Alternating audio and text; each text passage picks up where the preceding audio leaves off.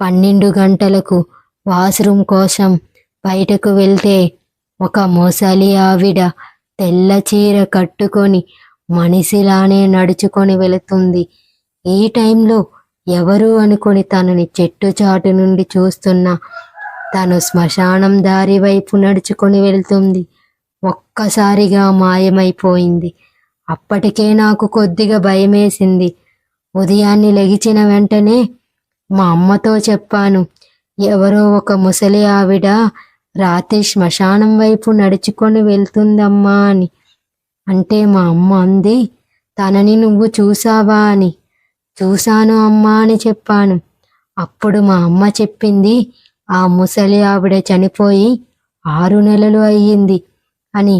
అసలు ఎలా చనిపోయింది, మరి దెయ్యమై ఎందుకు తిరుగుతుంది అని అడిగాను. తనకు 3 కొడుకులు